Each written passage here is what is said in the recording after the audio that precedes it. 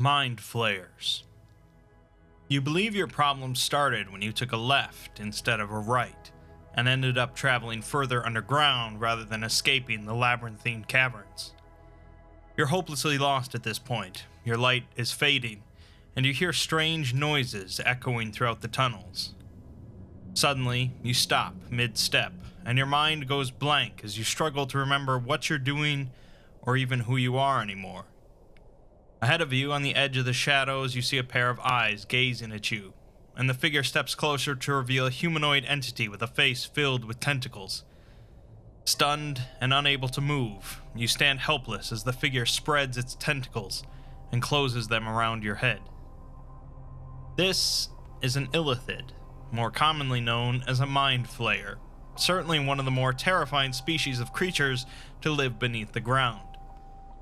Mind Flayers are highly intelligent, evil entities with a fearsome mastery of psionic powers that seek to enslave or devour the minds of any other sapient creature they come across.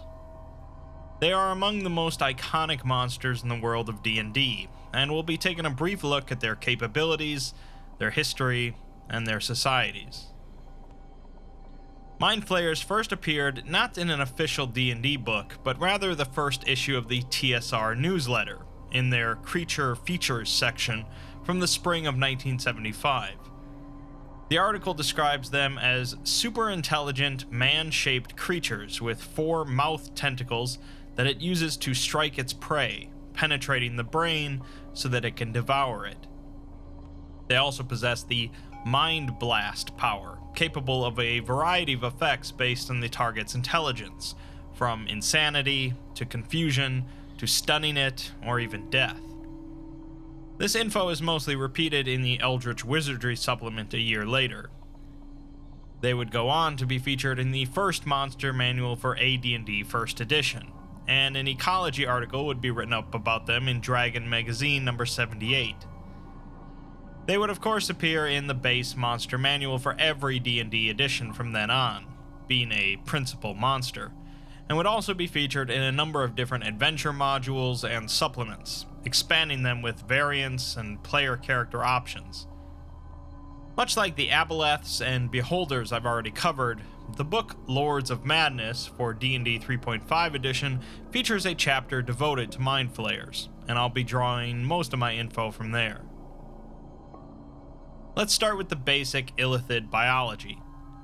They resemble thin humans in height and build, but possess a softer, moist skin, mauve in color, with 1 less finger on each hand, and only 2 webbed toes on each foot. Of course, their most notable physical feature is their head, resembling an octopus more than a human, with 4 tentacles around their mouth and 2 pale white eyes, lacking pupils, nestled beneath a prominent brow ridge. Their tentacles can vary between 2 and 4 feet in length when fully extended, but typically they are much shorter when the Illithid is relaxed. The tentacles typically writhe almost constantly, and can serve the creature as an additional set of hands due to their incredible dexterity and strength. Even more frightening, the tentacles excrete a powerful enzyme that dissolves their target's skin and bone, allowing them access to the brain. In fact, it works so quickly that the tentacles appear to simply stab through the target's skull like soft clay. As one would expect, the Mind Flayer is covered in a layer of unique mucus that protects itself from this enzyme. The primary reason Mind Flayers target an individual's brain is due to their unique physiology, in which their nervous system is connected throughout their entire bodies, acting as one extended brain. Because of this, food they consume passes through what is essentially a cognitive digestive system, allowing the Illithid to collect enzymes, hormones, and particularly from brains, psychic energy from their victims. Looking at their reproductive cycle is where Illithids really start to differ from most sapient races. 2 or 3 times throughout an adult Illithid's life, they will hermaphroditically spawn a batch of around 1,000 eggs into a briny pool, which will hatch after about a month into newborn Mind Flayers, resembling tadpoles. These tadpoles will spend 10 years in this pool, surviving on a diet of a fatty mash of brain material and other organs prepared by a nursery attendant. After this time period, they'll have grown to about 3 inches in length, and are on the level of frogs in intellect. The grand majority of the tadpoles won't survive to this point though, most of them being food for an entity located at the bottom of the briny pool, known as an elder brain. We'll get to the elder brain in a little bit, but let's finish with the tadpoles. These tadpoles, of course, don't continue to grow into the common form of mind flayer we're familiar with, but rather the ones that survive after a decade are considered the strongest of the pool, and are ready for the next step. This step is called seramorphosis, and involves inserting the tadpole into the ear, nostril, or eye of a helpless humanoid captive. Over the next few days, the tadpole will burrow into the victim's brain, consuming it, and growing larger until they have effectively replaced the brain entirely. They will also meld with the lower brain stem, and take control of the target's nervous system, acting as basically a parasite controlling the victim's body. An individual can be rescued before this process finishes, but it must be done quickly, and it's certainly tricky to get in and kill the tadpole without killing the victim as well. But hey, it's D&D, so generally the victim's head is simply crushed completely, and then a resurrection spell is used. Typically though, there is no rescue, as the seramorphosis process is done on captives held by the Illithids deep underground in their cities. They will generally only perform the process on victims of specific heights and weights close to normal human size, and entities such as halflings and dwarves are never used. At this point, the Mind Flayer is basically an infant despite its fully grown appearance, and the process will rapidly transform the target's former appearance and biology to that of an Illithid. For the next 20 years, the fledgling Illithid will learn and develop their cerebral capabilities, and will seldom be let outside the security of a Mind Flayer city. Emotionally, a Mind Flayer is almost always seen as calm and dispassionate, and are often believed to have few emotions or at least a great control over their emotions. Instead, they often feel extremely intense bouts of negative emotions, such as anger, envy, hate, fear, and pride, but they completely internalize it. The closest a Mind Flayer gets to happiness is of course when they are consuming a brain, but it's mixed with extremely sadistic and hateful overtones. Negative emotions encapsulate a Mind Flayer's life, and greatly contributes to their society's way of existence. Let's move on to discussing Illithid society then. The origin of Mind Flayers is completely unknown, although it's believed that at one point in the ancient past, they ruled over an empire spanning across multiple worlds built on slavery and domination. The slaves, of course, eventually revolted, the empire crumbled, and now the Mind Flayers wait underground to eventually rebuild it. To make things even more confusing, it's believed that the Mind Flayers that built that empire actually came from the far, far future, as they escaped to the past to avoid some unknown adversary. All their history really tells us, though, is that they are a species defined by their capacity for domination and enslavement. This is a mutual goal among Illithids, and their time is spent expanding their population and accumulating as much knowledge as possible in order to shape their future. They of course build their cities underground as they detest sunlight, and treat the surface world as essentially their laboratories, a place where both small and large-scale experiments can take place to help them learn. They might meddle in politics among non-Illithids just to learn what pitfalls their own empire should avoid. Their most ambitious goal, rather surprisingly, is to discover a way to extinguish the sun. They seek a world entirely bathed in darkness, where they can operate on the surface rather than underground. Presumably this would have some unfortunate side effects, but it's their goal nonetheless.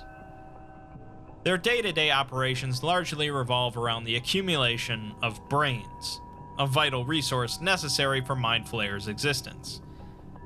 These brains must be directly harvested from the skull of a living victim, and each Mind Flayer requires a bare minimum of 1 brain per month. Otherwise, they suffer debilitating health problems, including death. Ideally, they will consume 1 brain per week, leading to no effects of deprivation, but in reality, it ends up being closer to 1 every 2 weeks. Keep in mind that these numbers are per Mind Flayer, so a community of 100 Illithid needs 100 brains every 2 weeks. This is a tricky task, and is the reason why Illithid communities very rarely grow over 100 in population. There are 3 methods that Illithids rely on for brains. The first is breeding their own supply from enslaved thralls. Mind Flayers will use their psionic abilities to keep sapient creatures around for the purpose of producing offspring meant for brain consumption. While shockingly horrific, this really isn't an ideal process, as creatures like humans take too long to mature and breed too sparingly to be used as a primary source, and other species that do mature quickly and breed more often, such as goblins, aren't as ideal for brain consumption. The second method is, of course, preying on any foolish intruders that wander near Illithid communities, with adventurers and their wealth of experience and magic being the tastiest. Mind Flayers aren't immortal, of course, so there is some danger in this method, and intruders don't pop up nearly often enough for this to be a reliable method of feeding. That leaves the third method, in which a group of Mind Flayers will aggressively raid a community of sapients, either below ground or above. These raids will reach far and wide across the region surrounding their community, and they'll prey on practically any creature of intelligence, but prefer surface creatures if possible.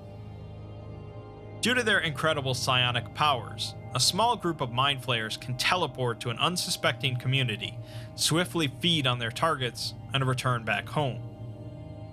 Repeated raids over the course of a number of months can easily wipe out an entire community, as their capacity to fend off the Illithids decreases. After their feeding, they will hide the bodies so that others in the community only believe them to be mysterious disappearances.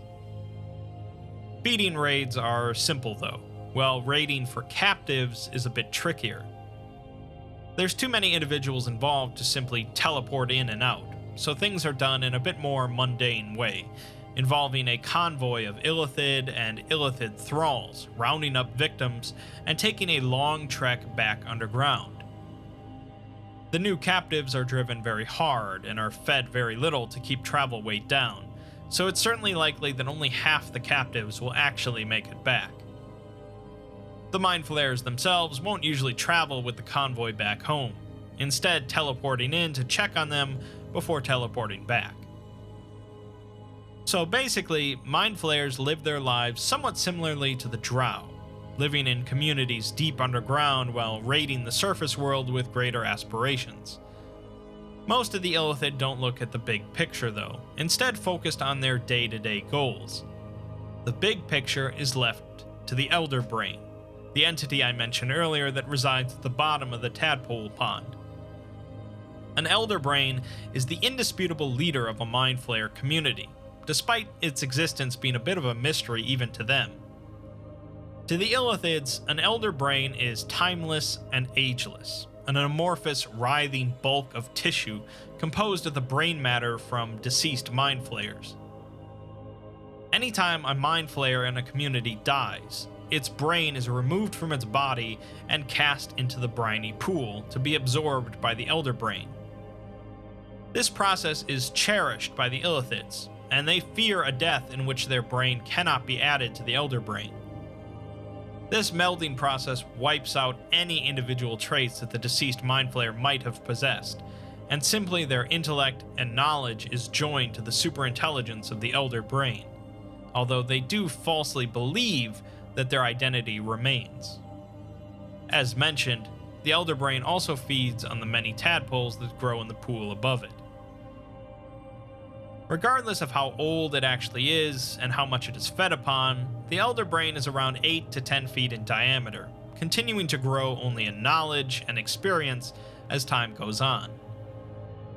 Its intellect is foreign even to the Mind Flayers, who lack the psionic power to penetrate beyond the shallowest layers of an Elder Brain's mind. The Elder Brain does communicate with the Illithids in its community, though, and their command is the final word. Some Elder Brains are complete dictators, directing every step of the Illithids' lives, while others allow for a bit more freedom, some serving more as advisors than leaders. Their psionic power gives them complete awareness of any living entity within the community, making it very tricky for an intruder to sneak in. They can also telepathically connect to distant Mind Flayers, a feat they would normally not be capable of. Primarily, though, it's the Elder Brain's intellect and wealth of knowledge that is their key value to a community, capable of concocting plans and schemes far beyond a normal individual's capabilities. A number of Mind Flayers believe that all of the Elder Brains are working towards a singular goal, and will eventually meld together into a single all-knowing and all-seeing brain. Another type of leader that might crop up in an Illithid community is actually a rather unique variant of Mind Flayer known as an Illithid. These are quite rare, and an Illithid community with a single Illithid considers itself lucky. An Illithid grows as a tadpole just like normal, but spends 20 years maturing rather than 10. Once inserted into an individual's skull, the Illithid will transform the body into a unique Mind Flayer form, one standing 7 to 8 feet tall, with 6 tentacles around its mouth rather than 4. The Illithid is treated as something akin to a prophet upon its transformation, and they swiftly rise to powerful positions in the community, often traveling to other Illithid communities that lack an Illithid. The Illithid is more powerful than an average Mind Flayer, but it certainly is not the most powerful among their species. The Illithid value their psionic abilities, and typically ignore the studying of magic and sorcery. Those that choose to go down this road are shunned, and are ultimately banned from joining with the Elder Brain upon death. The Mind Flayer sorcerers that accept this fate will instead seek out an alternative way to extend their life. This of course leads them down the path of lichdom, and although many won't succeed at becoming liches, there are some that do, and they are truly fearsome foes.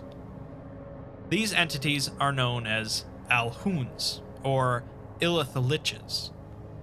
They still largely resemble a normal Mind Flayer in appearance, but lack the mucus coating, and thus their skin looks dry and cracked, although not many could tell the difference at first glance.